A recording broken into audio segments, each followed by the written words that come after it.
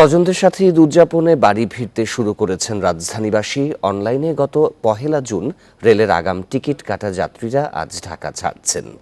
এদিকে Kamalapur railway station থেকে বেশিরভাগ ট্রেনই দেরিতে ছাড়ছে। সকাল 6:30 সিলেটগামী পারাবত ট্রেন ও কিশোরগঞ্জগামী 11 সিন্ধু ট্রেন নির্ধারিত সময়ের প্রায় 2 ঘন্টা পর ছাড়ে। এখন জন্ম সনদ দিয়ে খোলো বিকাশ স্টুডেন্ট অ্যাকাউন্ট। নিজের বিকাশ নিজে কর। সময় মতো ট্রেন না ছাড়ায় বিপাকে পড়েন যাত্রীরা। এদিকে আজ থেকে 10 জোড়া ঈদ স্পেশাল ট্রেন চলাচল শুরু করেছে রেলওয়ে। ঈদ যাত্রার ভিন্ন ভিন্ন দিনে চলাচল করবে এসব ট্রেন।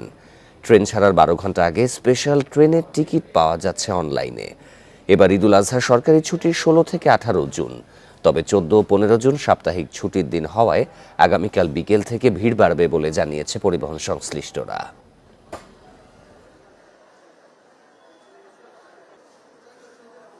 2 নম্বর লাইনে বলছে এখন মতো প্যাসেঞ্জার দেয় না, কয়টায় ছাড়বো এটা নিজেও জানি না। তারা কোনো কর্মকর্তাকে পাচ্ছি না জিজ্ঞাসা করে যে কয়টায় ছাড়বে গাড়ি, এখন লাইনে দেওয়া না কেন। স্বাচ্ছন্দ্যের জন্যই তো যাওয়া, কারণ বাসে প্রচন্ড জ্যামের মধ্যে পড়তে হয়, সেটা থেকে বাঁচার জন্যই ট্রেনে জার্নিটা করা। কতক্ষণ লেট হবে কোনো কিছু জানার মতো কোনো ব্যবস্থা নাই।